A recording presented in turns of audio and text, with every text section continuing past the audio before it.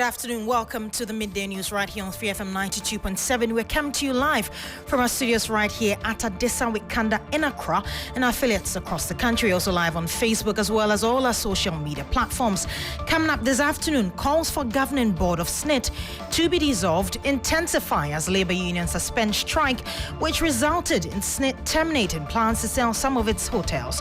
Also, health officials on high alert in the eastern region following outbreak of dengue fever.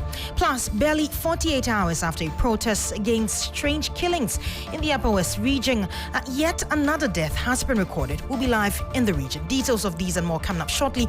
My name is Judith Brown.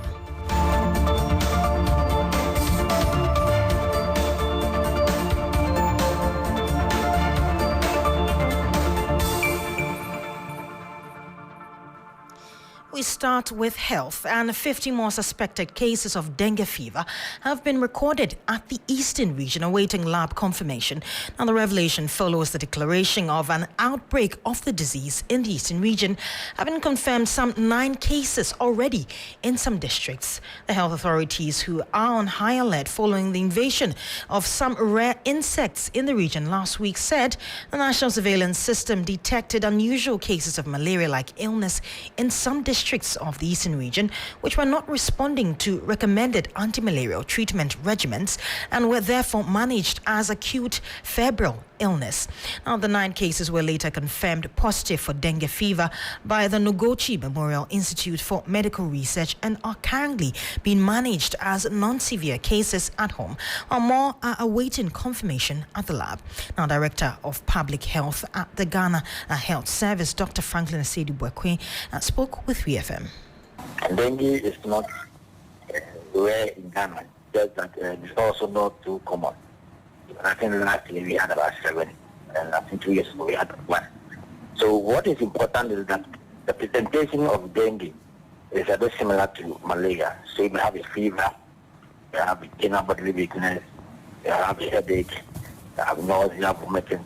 So typically somebody will just say this is malaria.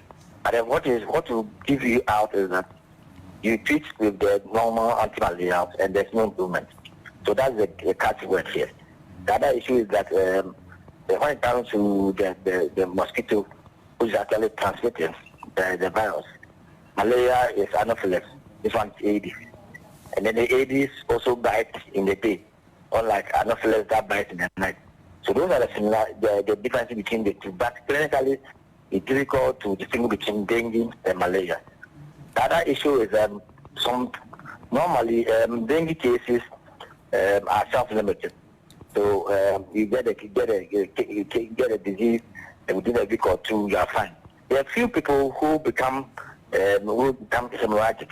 So that changes into dengue hemorrhagic fever, and that's how some of them will die. So that is the picture we are having. So what message we communicated was that we want clinicians to know that it is not all fever which is malaria. If you have a fever which is persistent, look for possibly dengue and give a lab test. And also one can to know that you don't need to self-medicate. It could be that it's dengue, so you need to go to a hospital and then lab tests will be done. But what do we know about this dengue fever disease? Here's an explainer. Dengue is a viral infection that spreads from mosquitoes to people. Now, most people who get dengue will not have symptoms. But for those who do, the most common symptoms are high fever, headache, body aches, nausea, and rash. Ideally, most people will get better in 1 to 2 weeks, but for persons who develop severe dengue, it can be fatal. Currently in Ghana, 9 cases of dengue fever have been confirmed in the eastern region. The latest development has led to some preparedness measures, including the initiation of enhanced surveillance, public education, and entomological assessment in affected areas.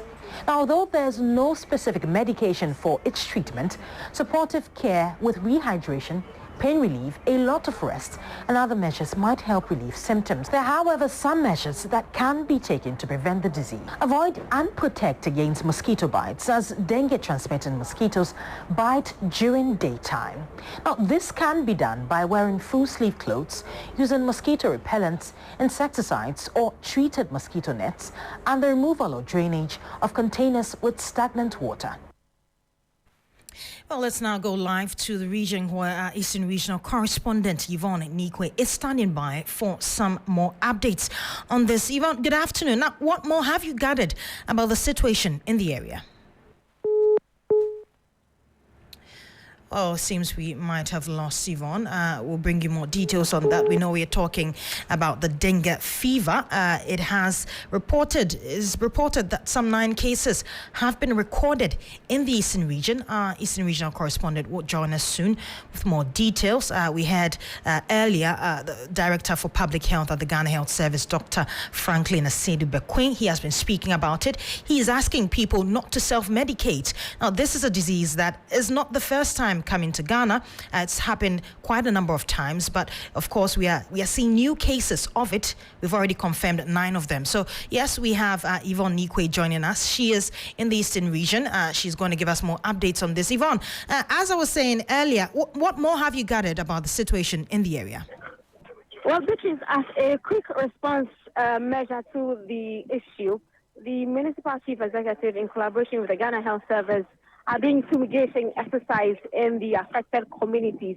It hasn't stopped yet, but they are actually tracing exactly where they are picking the samples of the rare insects to ensure that quickly they are targeting where it's breeding before it goes widespread.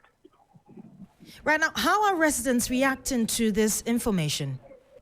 Well, it's being a bit of relief to them after yesterday's communicate from the Ghana Health Service, really communicating about what they found. And again, as the fumigation exercise goes on. Now, what is more important is the awareness creation, exactly what they should do to ensure that we're not having the outbreak of the insect. Now, these insects, we're told, are coming from stagnant waters and all of that, as well in the rainy seasons. And so we're just hoping that they will adhere to the public health measures being told to them so that we don't have people dying from this fever. Right, many thanks for your time. That's my colleague Yvonne Nikwe. She is in the Eastern region reporting more on the dengue fever, where 9 cases have already been recorded in that region. We are going to stay on health now, and the Ghana Health Service, as part of efforts to eliminate river blindness and elephantiasis in Ghana by 2030, has begun a mass drug administration in 80 endemic districts of the diseases from today, July 15. Now, the exercise is targeting more than 6 million persons as risk for both river blindness and elephantiasis across the country. Onchocerciasis, known as river blindness, is endemic in 31 countries in sub-Saharan Africa, including Ghana, where 140 districts are endemic to the disease, and mass drug administration has been initiated since 1997. Lymphatic filariasis, mostly known as elephantiasis, is also endemic in 116 districts, and currently the transmission of the infection has been interrupted in 109 districts. Now, the river blindness is caused by the black flies that breed in rivers or streams, while the elephantiasis is through mosquito bites, and health authorities aim to stop the spread of this infection through large-scale annual treatment of all eligible persons 5 years and older, excluding pregnant women and breastfeeding mothers. According to the Director for General Health at the Ghana Health Service, Dr. Patrick Kumabwaje, preventing and controlling NTDs is central to ending extreme poverty in the next 2 decades. By treating people with the parasite, you are able to reduce the parasite load so that the chance of picking from one person to another is reduced or eliminated, and that's the strategy. And so we do that by doing annual mass drug administration and using the community-directed treatment with ivermectin strategy. And now with our pilot, we may, once it goes on, we may have a more effective medicine to also apply. Through the mass drug administration, we've been able to reduce transmission on the other districts for lymphatic filariasis, but we still have a large challenge with onchocerciasis.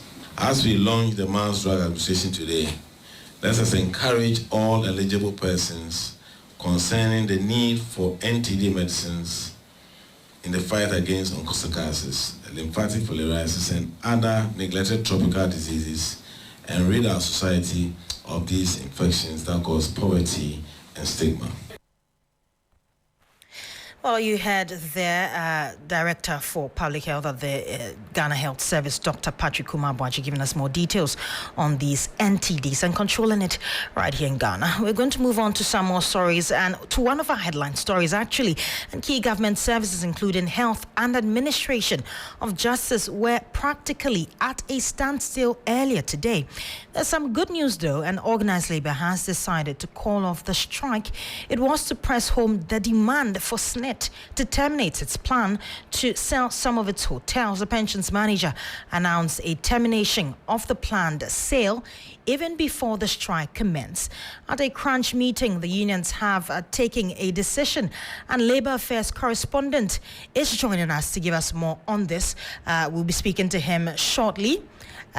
But before that, let's give you some, background on this issue. We all know that SNIT had decided to sell 60% of its stake in 4 of its hotels to Rock City Hotel. And after public backlash, Rock City Hotel withdrew from this sale, and the SNIT has also withdrawn. And this followed the organized labor's intention to go on a strike across the nation. And so we are hearing that they have decided not to strike anymore. Daniel Poku is joining us with more details on this. Good afternoon, Danny. Now tell us, how many unions, or how did the unions arrive at the decisions to suspend the strike? Well, it seems we are having some trouble reaching Daniel Opoku, but of course we know he's a regional correspondent, labor correspondent actually. He's bringing us more details on this strike. We know that, yes, 60% of SNIT's, their stake in 4 hotels have been, we're selling that to Rock City Hotel, but they've decided not to do that anymore. They are stopping the strike. That's the organized labor, after telling us that they're going to go on a nationwide strike. They have decided not to go on that strike again. They are stopping the strike. Our labor correspondent is joining us with more details on this. Daniel, if you can tell us, how did the unions arrive at the decision to suspend the strike? Seems we're having more difficulties getting him, but of course we'll bring him to you for more details on this. We're also going to be speaking to some of our other colleagues who are on the grounds currently looking at the situation. We know that we had reports from the health industry. They said that they're also going on a strike as part of labor, but we're yet to see really whether they're going to go on to this. We've gotten our labor correspondent Daniel on the line. Daniel, if you can hear me, tell us how did the unions arrive at the decision to suspend the strike? Well, I didn't hear you clearly, but I can hazard wanted to find out whether they have called off. Yes, indeed, organized labor has called off the strike, as I speak to you, and they have asked their members to go back to work from tomorrow. And there's another bit of the call off which has to do with organized labor ready to engage with SNIT. They have given SNIT 1 month to have that engagement and resolve the problems. There are issues about total overhaul of SNIT, calling for SNIT restructuring, and also the constitution of the board of SNIT. These are some of the issues labor will be putting together, and also be meeting the Minister of Employment and Labor Relations to get all these concerns addressed. Within a space of 1 month, they are expected to have all these issues addressed. Right. Now, how did they arrive at their decision to suspend the strike? Right. So they arrived at a decision to call a strike based on a commitment of the board of SNIT. They have received a letter from the board chair, Madam Elizabeth Ohene, indicating that the sale agreement has been terminated. That's what is clearly stated in the statement. The sale agreement has been terminated. Let's not forget there was an earlier statement from SNIT where it came from the same thing, but they said that they could not verify that one. So there should be a second letter, where the letter came with the signature of the board chair. Based on this commitment, they have decided to call off the strike, and they are going to have subsequent engagement with the leadership and the management, including the board of SNIT, within a space of 1 month. Well, Danny, we know that organized labor is made up of media, the unions and the labor. Who are present at this meeting? Right. So when we talk about organized labor, there are 3 labor centers in Ghana. You have the Trade Union Congress, you have the Ghana Federation of Labor, So the TUC led by Dr. Yalba, the Ghana Federation of Labor led by Mr. Abraham Commission. Then we also have the forum. The forum is led by Mr. Isaac Bampuwado. Now the TUC has about 22 union affiliates under them, and the Ghana Federation of Labor, you have a lot of them who are in the private sector, for example, the textiles industry. Now the forum made up of public sector institutions. So the leadership today, we had the leadership. Isaac Bampuwado was here.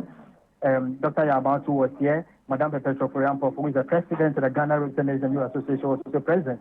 And the chairperson of the TUC, Mr. Alessio Poku, and other union leaders, and all the general secretaries actually were all present at today's meeting. Right, many thanks for your time. That's my labor correspondent, Daniel Upoku, bringing us more details on the organized labor decision to stop that strike they were going to go on today. But let's focus on the impact, as my colleague George Queenan has been looking at the impact on the health front and reports that all outpatient departments at the Kolebu Teaching Hospital were not working following the nationwide strike. But we're going to speak into him now that organized labor has decided not to go on with that strike. We're going to get more details from that. George, what's the situation at the Kolebu Teaching Hospital? Unfortunately, we seem not to have gotten him, but we'll try and reach him for more details on this. We're going to move on to some more stories. Still on this situation, and Caesar Bauer, he's the chairman of Health Services Workers Union at the Kolebu Teaching Hospital. He says that until members get updates from leadership, the strike still persists. How is this nationwide strike impacting the lives of the ordinary Ghanaian? In Kolebu, you're working. Yeah, But you could see where you came, you went round.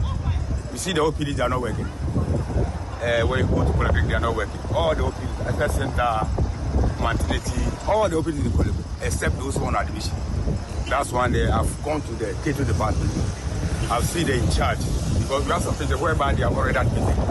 So I think you have to get some skeleton staff, about 10 or 4 people looking for them. Because they are already on admission before the strike was announced. Mr. Bewa, there are some people who are very emotional. So they can't just walk, maybe someone who is, not well and say, we are not working. So, but I'm sure there'll be some people who will still be working without you knowing. Oh, no.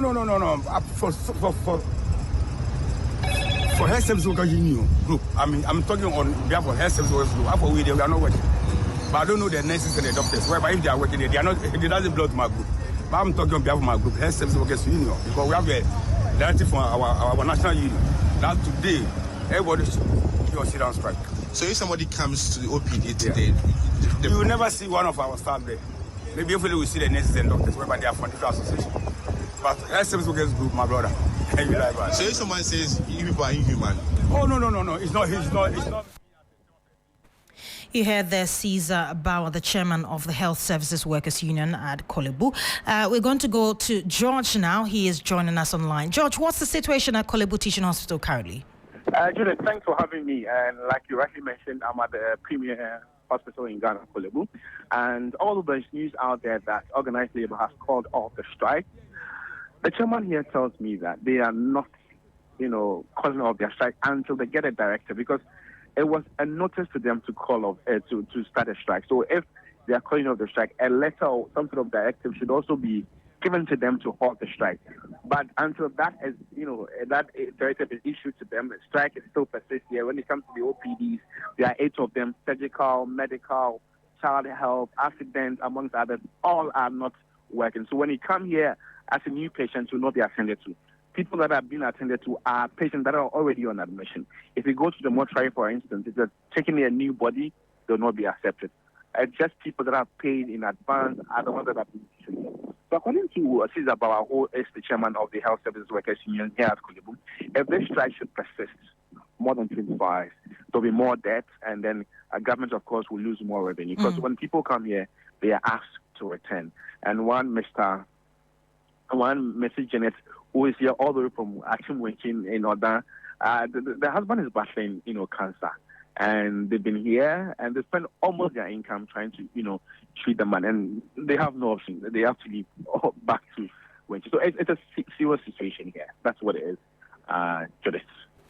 Right, George, I really can't imagine what people are going through due to the strike at Kolebu here. But thanks so much for your time. Meanwhile, we know that North Tong MP Samuel Okudzeto-Ablakwa, who first raised the issue of the sale, maintains the SNIT board must be dissolved. Listen to him. Those who have perpetrated this state capture must pay a price. The SNIT board, they have to be dissolved. The SNIT board cannot tell us that they didn't receive copies of the transaction advisor's report. The transaction advisor told them that this is a bad deal. There is no bank guarantee. There is no value for money. There is no proof of funds. It is not right that you are giving it to Rock City on installment basis. Other bidders were not given that option. And yet, they went ahead, they were holding press conferences, writing epistles, defying organized labor, defying me, defending this stinky deal. So they must pay a price. The board must be dissolved. MPRA. How can MPRA? The MPRA also has questions to answer. How can the MPRA claim in less than 2 weeks, when they put out their June 28 statement, that they have asked SNIT to suspend this transaction? How can they claim in less than 2 weeks, as the minister told Parliament, that they've given the green light to SNIT, and that, it came as a surprise. And it tells you that the MPRA is complicit. Because look at the transaction advisor's report. That is why I filed an RTI demanding from the MPRA a publication of the advice they gave SNIT and the review they say they conducted. We want to see the review. Right, you heard there, Samuel Okudzeto-Ablakwa, he's the MP for North Tong. He was raising the issue on the sale of SNIT first, and now that the SNIT has decided to call off, the sale of the 60% stake in the hotels, he's calling for the board to be dissolved. But let's move on to some more stories. And barely 48 hours after a protest against strange killings in the Upper West region, yet another death has been recorded. Residents of Wa have been left in a state of shock after another mysterious death. The body of the young man, had said to be a driver's mate, was found with a deep throat cut near a warehouse at Dori, a suburb of Wa, in the early hours of Monday. Now, my colleague in the Upper West region, Ibrahim Wangara, is on the beat and is joining us live on the phone lines for this conversation. Wangara, what more do we know about the recent incident? Yes, what we do know is that today in the early hours of Monday, residents of Duri, a suburb of Wa in the Upper West region, woke up to the shock that driver mate was spotted with a deep throat cut just around a warehouse where they have come to offload some goods, specifically salt. So according to the residents, the person who bought the salt and have asked this driver mate and the boss to bring them approached the mate and then asked him to come into the house to sleep. By then, because of him not being familiar with the people, he decided that he would just sleep in an open space for the time being, and then later will join them in the house. So somewhere around 4 a.m. thereabout, the boss, that is the driver, woke up and then could not find where his mate was. Then he started to search for the mate. Then he went to the one who asked them to bring the salt. So they together were searching around or combing around the area, and then later on found the driver mate in the motion, hardly breathing. That is, at that point, he was still breathing, trying to catch a breath. Then later, some few people were called upon to come and see the scene. So upon their arrival, he was suspected to be dead. Then later on, they informed the police, and then as we speak, the body has been moved to the mortuary, and then investigations have started within the area. So right that now, is what we do know about the incident. Right now, Wangara, it's been 48 hours since residents embarked on protests against similar incidents. Now that this has happened again, how are they coping with the news? Residents are not taking this news lightly because they are traumatized, considering the fact that since 2021 to 2024, as we speak, the area recorded 16 cases within a space of 3 years' time. And then surprisingly, or more worrying to the situation, is that just Saturday, residents embarked on a protest against this, only for this latest incident to happen. So they are not taking the issue kindly, and they are demanding that authorities should give them the chance so that they themselves will form their volunteering groups and then do some kind of search and then put their own security into their own hands.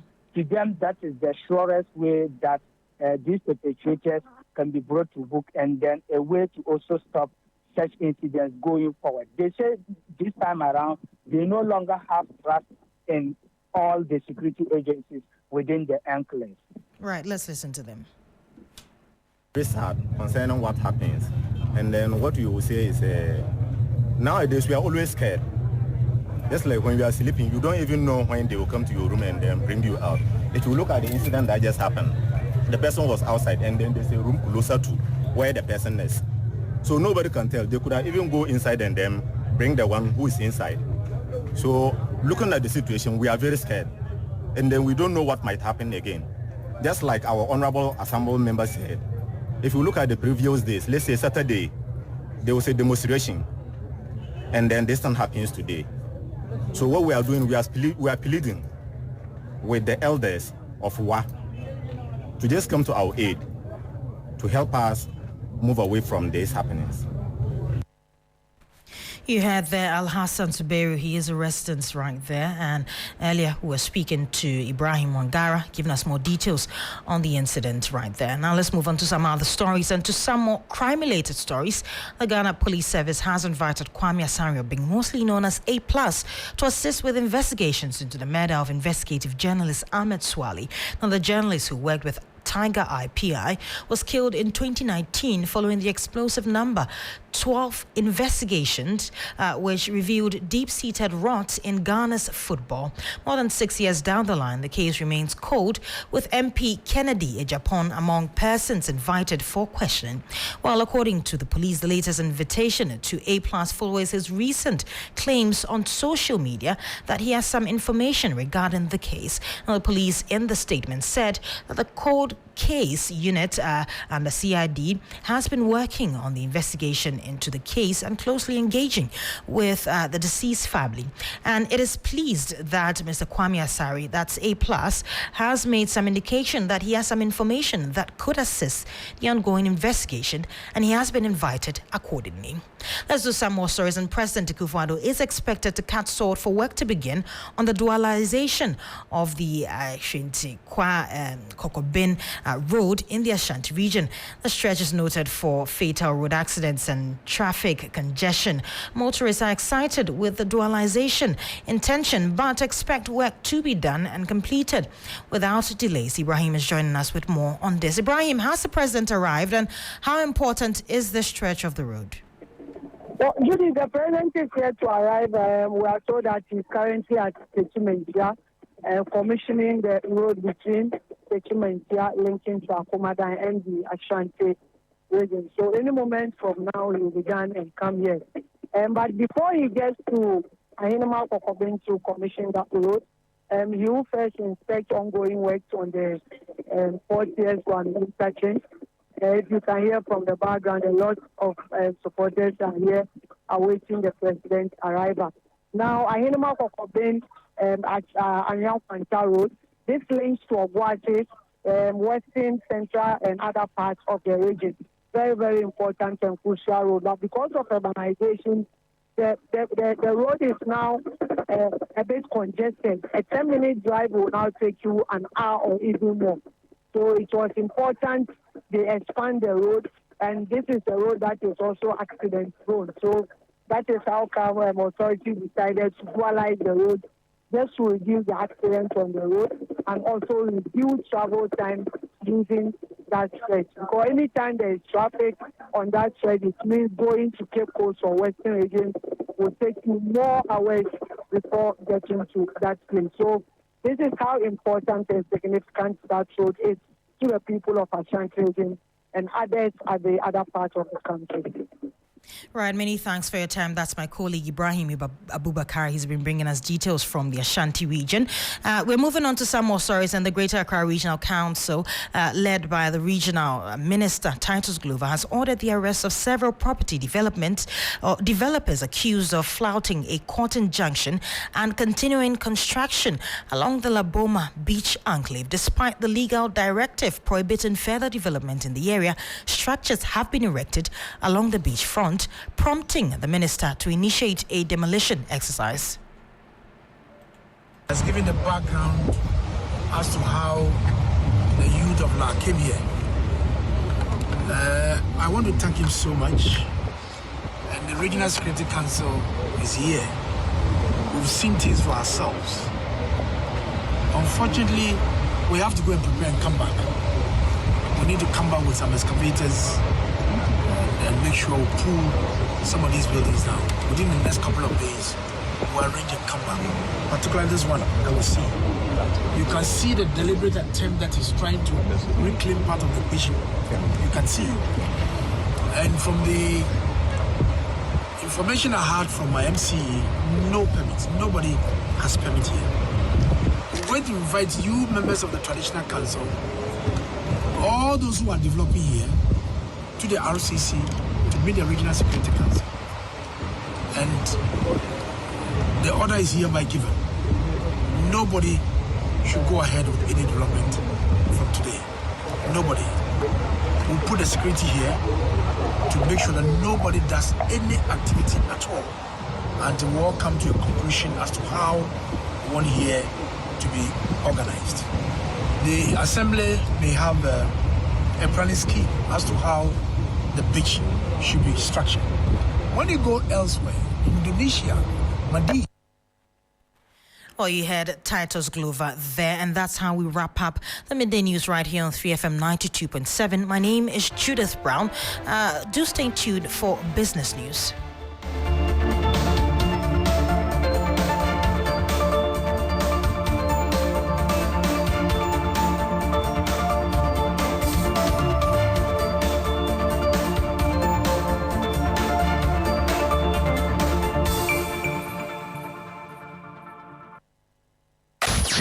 Accra gets busy on this frequency. 92.7 3FM.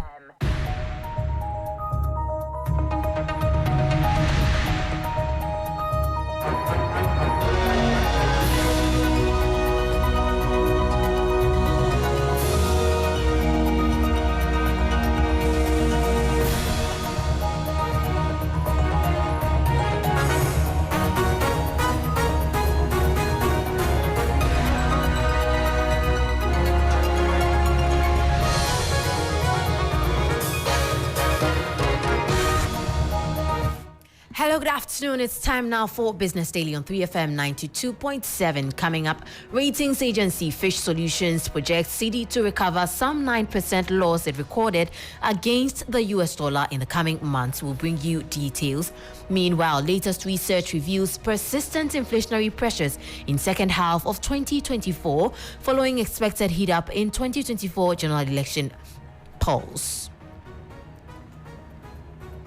Plus, Consumer Protection Organizations CATS International calls on government to pursue competitive and fair trade practices bill, urging withdrawal of legislative instruments proposed by sector minister to regulate cement prices. The competition bill will be able to resolve all the issues of abusive monopolies, dominance, price fixings, cartels, mergers and acquisition across all sectors of the economy.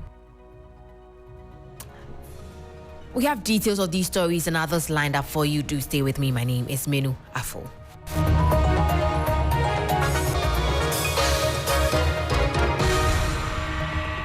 We'll start off with ratings agency Fitch Solutions as it has projected that the city will recover some losses against the dollar in the coming months. According to the London-based firm, this is due to improved investor sentiment, higher dollar inflows and easing external conditions. The following 3 Business News Desk report has more. In an article titled Sub-Saharan Africa Currency Roundup, Greater Stability Ahead in Second Half of 2024, Fitch Solutions said that external conditions would offer more support to sub-Saharan African currencies in the coming quarters. The London-based firm projected that the cedi will fare better in the second half of 2024. In the year to date, the cedi has lost 19.2% of its value against the US dollar, positioning it among the worst-performing currencies globally. Fitch said subdued market sentiment amid debt restructuring negotiations has kept capital inflows weak, while the start of an economic recovery, real GDP growth accelerated from 3.8% in quarter 4 2023 to 4.7% year-on-year in quarter 1 2024, has increased demand for foreign exchange. The ratings agency added that the cedi will regain value by 9% by year-end from the July 9, 2024 spot.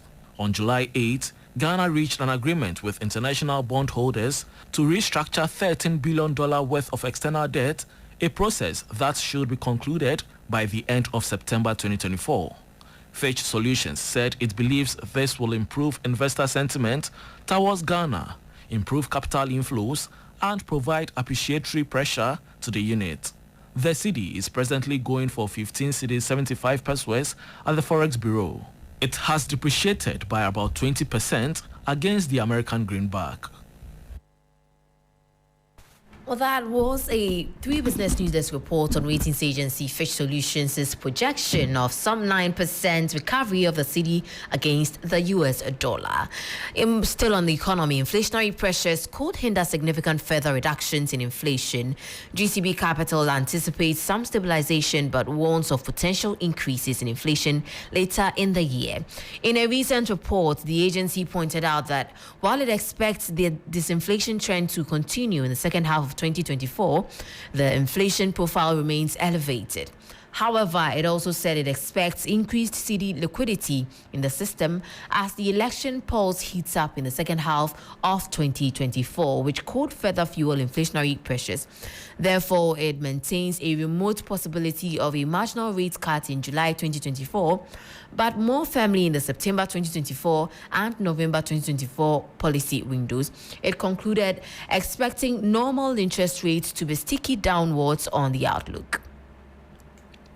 Let's shift your attention now to research and public policy think tank CATS International, which is calling on the Minister of Trade and Industry, Katie Hammond, to withdraw the Ghana Standards Authority pricing of cement regulations 2024 from Parliament and rather pursue the Competition and Fair Trade Practices Bill of 2022.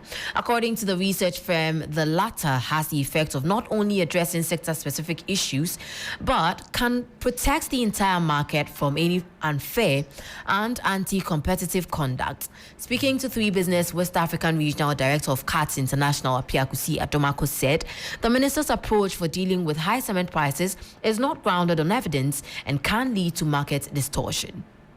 We all know that the prices of cement have been going up in the market for the past 6 months. However, the approach in making sure that prices of cement are kind of stabilized in the market is not through the usage of the price control. There is a lot of evidence from economic theory that tells us that price regulation or price control is not the best thing for any economy. And so I would want to recommend to the Minister of Trade, Honorable Katie Hammond, to withdraw the LI and rather pursue the Competition and Fair Trade Practices Bill, which has been in the Ministry of Trade since 2008 or so. The Competition Bill will be able to resolve all the issues of abusive monopolies, dominance, price fixings, cartels, mergers and acquisition across all sectors of the economy.